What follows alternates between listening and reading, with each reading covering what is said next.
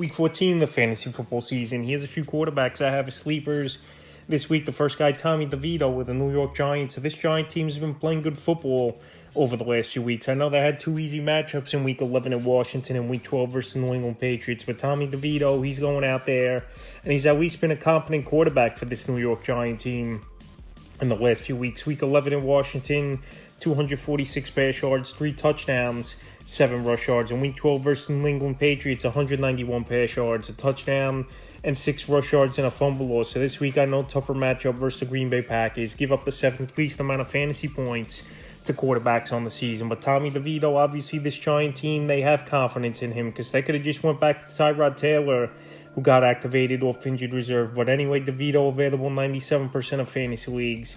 He's got good rapport going with some of the younger guys on this team.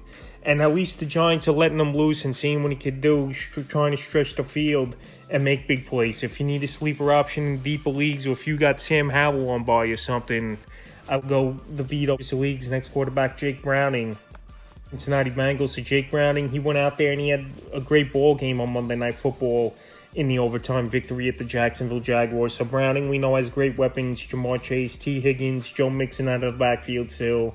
And this kid, he looked poised out there and he was ready for the moment and to make plays in the big time. So the first 2 starts for him, Week 12 versus Pittsburgh, 227 pass yards, a touchdown and interception. In Week 13 at Jacksonville, what a game it was, 354 pass yards, a touchdown, 22 rush yards, and a touchdown as well. So right now, he's got some wheels on him a little. 11 when he came into that game, he had 40 yards rushing as well. So this week, a pretty decent matchup. Middle of the pack defense versus the Indianapolis Colts coming to Cincinnati. They give up the 16th most fantasy points to quarterbacks on the season. So Browning, he did actually get added in 11% of fantasy leagues. Still out there in 79%. And if you're in a pinch in deeper leagues, 2 quarterback leagues, I think Browning is a decent sleeper option this week. And the third and final quarterback I have as a sleeper this week, C.J. Beathard of the Jacksonville Jaguars. So luckily for this Jaguar team and Trevor Lawrence, he's only going to be out a few weeks with the high ankle sprain. And C.J. Beathard, next man up at the quarterback position. So Beathard, he came in on relief on Monday night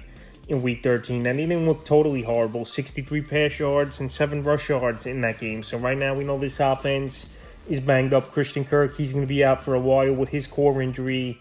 Trevor Lawrence is out, but you still got Travis Etienne. You got Calvin Ridley over there.